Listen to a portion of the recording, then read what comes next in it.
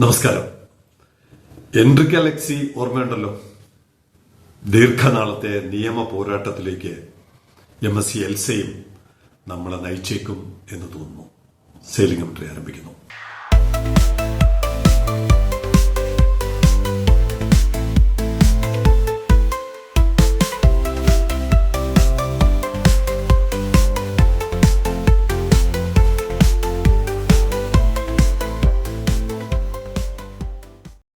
ആദ്യം നമുക്ക് എയർ ഇന്ത്യയുടെ വരവ്.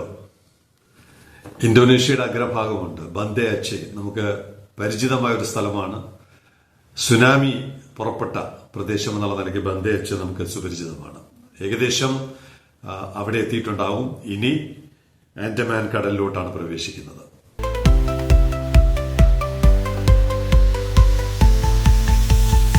മറ്റൊരു എൽസാത്രയിലോട്ട് വരുന്നതിന് മുമ്പ് നമ്മൾ ഏപ്രിൽ മാസത്തെ പിന്തള്ളി. ഏപ്രിൽ മാസം 45 കപ്പലുകളായിരുന്നത് ഇന്നലെ എക്സ്പ്രസ് കാവേരി പ്രവേശിച്ചതോടെ അത് 46. പക്ഷേ നമ്മളിപ്പോഴും റെക്കോർഡ് ഇടാൻ തയ്യാറല്ല. കാരണം റെക്കോർഡ് വേണമെങ്കിൽ മാർച്ച് മാസത്തിലെ 52 നമ്മുടെ മുന്നിലുണ്ട്. 52 ഈ മാസം പിന്നിടുമോ എന്നുള്ള കാര്യത്തിൽ ഇപ്പോഴും സംശയമാണ്. അതുകൊണ്ട് ബുദ്ധിമുട്ടില്ല, കാരണം ജെറ്റ് സർവീസ് കൂടുതൽ സമയമെടുക്കുന്നുണ്ട്. എന്തായാലും ഏപ്രിൽ മാസത്തെ പിന്തള്ളി മെയ് മാസം 46 കപ്പലുകളുമായി ഇപ്പോ ഏറ്റവും ഒടുവിലത്തെ അവസ്ഥ. ഇനി നമുക്ക് എൻറിക്ക ലെക്സിയിലോട്ട് വരാം. കുപ്രസിദ്ധമായ വെടിവയ്പ് കേസ് അറിയാമല്ലോ, എല്ലാവർക്കും അറിയാം. അതിപ്പോ എൻറിക്ക ലെക്സി ഇപ്പോഴും ഓടുന്നുണ്ട്. ഒളിമ്പിക് സ്കൈ എന്നുള്ള പേരിലാണ് ആ ടാങ്കർ ഇന്ത്യയിലോട്ട് തന്നെ സിക്ക തുറമുഖത്തോട്ട് വരികയാണ് ഏറ്റവും ഒടുവിൽ നോക്കുമ്പോൾ. ആ നിയമപ്രശ്നം പോലെ കേവലം 4 ദിവസത്തിനുള്ളിൽ 25-നാണ് എൽസാത്രി മുങ്ങുന്നത്. 28 ഇന്നലെ തന്നെ ലൈബീരിയ ഫ്ലാഗ് സ്റ്റേറ്റ് കൈയൊഴിഞ്ഞു. ഞങ്ങൾക്ക് ഈ രക്തത്തിൽ പങ്കില്ല എന്ന് പറഞ്ഞു. ഇത്ര പെട്ടെന്ന്, അതാണ് എന്താണ് സ്റ്റേറ്റ് ഓഫ് കൺവീനിയൻസ് എന്ന് പറയും. ഈ ഫ്ലാഗ് ഏത് രാജ്യത്തിന്റെ ഫ്ലാഗ് സ്വീകരിക്കണമെന്ന് പറയുന്നത് ഇതുപോലെ എത്രയും പെട്ടെന്ന് ഇത്തരം വിഷയങ്ങളിൽ നിന്ന് കൈയൊഴിയുക എന്നുള്ളതാണ് ഈ രാജ്യങ്ങൾ നൽകുന്ന ഏറ്റവും വലിയ ആനുകൂല്യം. Liberia, where the container ship MSc Elsa that capsized and sank off the coast of Kochi on May 25 is registered, has conveyed to the Indian government in writing that it will not participate in the maritime casualty investigation. അടിയറ symbol. എന്ത് നടന്നാലും നിങ്ങളുടെ പാട്, ഞങ്ങൾക്ക് ഇതിനകത്ത് യാതൊരു പങ്കുമില്ല. കൈയൊഴിഞ്ഞു. നമ്മുടെ ഇന്നലെ പറഞ്ഞ ലോം തുറമുഖത്തിന് അടുത്തുള്ള ഒരു രാജ്യമാണ് ലൈബീരിയ. പടിഞ്ഞാറൻ ആഫ്രിക്കൻ രാജ്യമാണ് ലൈബീരിയ. ഇതുപോലെ കപ്പലുകൾ, എത്രത്തോളം കപ്പലുകൾ അവിടെ രജിസ്റ്റർ ചെയ്യപ്പെട്ടു എന്നുള്ളതിന്റെ കണക്കുണ്ട്. Liberia has one of the largest registered fleets in the world. As of 2022, Liberia's fleet size was approximately 252.2 million deadweight ton. 2 billion, അപ്പൊ 252 25 കോടി ഡെഡ് വെയിറ്റ് ടണ്ണുള്ള കപ്പലുകളാണ് അവിടെ 2022 വരെ രജിസ്റ്റർ ചെയ്യപ്പെട്ടിരിക്കുന്നത്. ഇവിടെ വരുന്നത് 2.5 ലക്ഷം ടണ്ണാണ് നമ്മുടെ ഐറിന്. അപ്പൊ അത് വെച്ച് നോക്കുമ്പോൾ എത്ര കപ്പലുകളാണെന്ന് നമുക്ക് മനസ്സിലാകും. അപ്പൊ ഇങ്ങനെ ഈ കപ്പലുകളെയും കപ്പൽ ഉടമകളെയും ഒക്കെ സ്വാഗതം ചെയ്യുന്ന ഒരു രാജ്യം എന്തുകൊണ്ടാണ് അങ്ങനെ സ്വാഗതം ചെയ്യുന്നത്? ഒരു പ്രശ്നം വരുമ്പോൾ പൂർണ്ണമായും കൈയൊഴിഞ്ഞ് ഉടമയെയും കപ്പലിനെയും എല്ലാവരെയും രക്ഷപ്പെടുത്തി കൊടുക്കും എന്നുള്ളതാണ് കപ്പലുടമകൾ അവിടെ പോയി രജിസ്റ്റർ ചെയ്യുന്നത്. ഇത് കപ്പലിലെ ജോലിക്കാരെ സംബന്ധിച്ചും ഇത് തന്നെയാണ്. ലൈബീരിയയിലെ കേസ് നടത്താൻ പറ്റുള്ളൂ, അല്ലെങ്കിൽ ലൈബീരിയയുടെ നിയമമാണ് ഈ ജീവനക്കാർക്കും കപ്പലിനും കപ്പൽ അപകടങ്ങൾക്കും ഉള്ളത്. എന്തായാലും ഗവൺമെന്റ് ഓഫ് ഇന്ത്യ ഇനി ലൈബീരിയയെ പിടികൂടേണ്ട ശ്രമങ്ങൾ തുടങ്ങണം എന്നുള്ളതാണ് ഈ വാചകത്തിൽ നിന്ന് മനസ്സിലാക്കുന്നത്. Typically it is the responsibility of the flag state of the ship where the ship is registered. എവിടെയാണോ രജിസ്റ്റർ ചെയ്യപ്പെട്ടിരിക്കുന്നത് അവരുടെ ഉത്തരവാദിത്വമാണ് to conduct the casualty investigation irrespective of the location where the mishap has happened. എവിടെ, ലോകത്തിന്റെ ഏത് ഭാഗത്ത് അവിടെ register ചെയ്യപ്പെട്ട ഒരു കപ്പൽ അപകടത്തിൽപ്പെട്ടാലോ അല്ലെങ്കിൽ ഇതുപോലുള്ള നിയമപ്രശ്നങ്ങളിലോട്ട് പോയാൽ അത് അവരുടെ പ്രാഥമികമായ ഉത്തരവാദിത്വം എന്നുള്ളതാണ് IMOയുടെ നിയമം.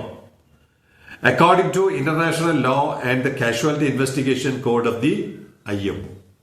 അപ്പൊ എങ്ങനെയാണ് 4 ദിവസത്തിനുള്ളിൽ ലൈബീരിയ കൈയൊഴിയുന്നത്? അങ്ങനെ വിടാൻ പറ്റില്ല എന്ന് അടിയന്തരമായി ഗവൺമെന്റ് ഓഫ് ഇന്ത്യ ലൈബീരിയയോട് പറയണം. ലൈബീരിയയോട് അവരുടെ ഉത്തരവാദിത്വം അവർ നിർവഹിച്ചേ പറ്റൂ. എത്ര വൈകിയാണെങ്കിലും വിമാക് ഇതിനകത്ത് കക്ഷി ചേരാൻ തയ്യാറാണ് എന്നുള്ള വിവരം ഗവൺമെന്റിനെ അറിയിക്കുകയാണ്. അങ്ങനെ 4 ദിവസത്തിനകം ഊരിപ്പോകാൻ അനുവദിക്കുന്നതല്ല ലോകത്തിലെ കീഴ്വഴക്കം. അത് സംബന്ധിച്ച് കുറച്ച് നിയമവശങ്ങളാണ്. Flag states must report incidents and accidents involving ships flying their flag and conduct investigations as necessary. പ്രാഥമികമായും ഏത് രാജ്യത്താണോ രജിസ്റ്റർ ചെയ്യപ്പെട്ടിരിക്കുന്ന അവരുടെ കടമയാണ് ഈ പറയുന്ന നിയമപ്രശ്നങ്ങൾ ഒഴിവാക്കിക്കൊണ്ട് അപകടം നടന്ന പ്രദേശവും രാജ്യവുമായിട്ട് രമ്യമായി ഈ വിഷയം പരിഹരിക്കുക എന്നുള്ളത്. ഈ ഒരു സിവിലൈസ്ഡ് സൊസൈറ്റിയിൽ ഈ 2025-ൽ 21-ാം നൂറ്റാണ്ടിൽ ഒരു കാര്യം സംഭവിച്ചാൽ തലയൂരി പോകുന്നതല്ല ഒരു പുരോഗമന സ്വഭാവം. അതുകൊണ്ട് എന്ത് തന്നെ ഇവൻച്വാലിറ്റി ഉണ്ടാവട്ടെ, ഇതൊക്കെ കപ്പലും കടലും ഒക്കെ ഉള്ളിടത്തോളം കാലം സെയിലിംഗ് കമ്പനി റിപ്പോർട്ട് ചെയ്തല്ലോ 3 മില്യൺ 30 ലക്ഷം കപ്പലുകൾ ഈ കപ്പലോട്ടിയ ചരിത്രം മുതൽ കടലിന്റെ അടിത്തട്ടിൽ കിടപ്പുണ്ട്. പലതരം ഒന്നാന്തര റീഫുകളായിട്ട് മത്സ്യങ്ങളുടെ ആവാസ കേന്ദ്രങ്ങളായിട്ട് അവയൊക്കെ പ്രവർത്തിക്കുന്നുണ്ട്. അപ്പൊ ഇതൊന്നും പുതുമയുള്ള കാര്യമല്ല. അപ്പോൾ ഒരു പ്രതിസന്ധി വരുമ്പോൾ ഇട്ടെറിഞ്ഞു പോകുന്നതല്ല ഒരു പുരോഗമന സ്വഭാവം. അങ്ങനെയാണെങ്കിൽ നിങ്ങൾ ഈ പറയുന്ന ഫ്ലാഗ് സ്റ്റേറ്റ് പരിപാടിയൊക്കെ അവസാനിപ്പിച്ച് വേറെ വല്ല പണിക്കും പോകുന്നതായിരിക്കും നല്ലത്. Flag states must ensure that ships flying their flag comply with safety and security standards, including those related to construction, equipment and operation. ഇവിടെ എൽസാത്രിക്ക് ഉണ്ടായ പിഴവുകൾ ഉണ്ടായെങ്കിൽ അതിന്റെ ഉത്തരവാദിത്വം പോലും ഫ്ലാഗ് സ്റ്റേറ്റിനാണ്. അവരുടെ ചുമതലയാണ് ഇത്തരം കപ്പലുകൾ കണ്ടീഷനിലായിട്ടാണ്, ഒരു കുഴപ്പവുമില്ലാതെയാണ് പ്രവർത്തിക്കുന്നത്. കടലിനും മത്സ്യങ്ങൾക്കും മത്സ്യത്തൊഴിലാളികൾക്കും തീരവാസികൾക്കും ബുദ്ധിമുട്ടില്ലാതെ ഈ കപ്പലുകൾ ഓടിച്ചു കൊള്ളാം എന്നുള്ള കരാറിന്റെ അടിസ്ഥാനത്തിലാണ് നിങ്ങൾ ലൈസൻസ് നൽകിയതെങ്കിൽ അത് പാലിക്കേണ്ട ഉത്തരവാദിത്വവും നിങ്ങൾക്കുണ്ട്. Flag states are responsible for ensuring that ships flying their flag comply with environmental regulations, including those related to pollution prevention and waste management. തെക്കൻ കേരളം മുഴുവൻ പൊല്യൂഷനിൽ കിടക്കുകയാണ്. ഒരു ഡോൾഫിൻ ആണെന്ന് തോന്നുന്നു ചത്തു പൊങ്ങി. ഇതാണോ കാരണമെന്ന് അറിയില്ല. എന്തായാലും ചിത്രം കണ്ടിട്ട് പൊള്ളലേറ്റതുപോലെയൊക്കെ തോന്നുന്നുണ്ട്. എന്തായാലും ഗുരുതരമായ ആഘാതം പ്രകൃതിക്ക്, കടലിന്, മത്സ്യസമ്പത്തിന്, ആവാസ വ്യവസ്ഥയ്ക്കൊക്കെ ഉണ്ടായ സ്ഥിതിക്ക് അതിന്റെ പൂർണ്ണ ഉത്തരവാദിത്വം ഫ്ലാഗ് സ്റ്റേറ്റ് ഏറ്റെടുത്തേ പറ്റൂ. അതിനുവേണ്ടിയുള്ള നിയമ പോരാട്ടം അന്താരാഷ്ട്ര കോടതി വരെ എത്തിയാലും ഇവിടുത്തെ ജനങ്ങൾ വിമാക് അതിനോടൊപ്പം ഉണ്ടാകും.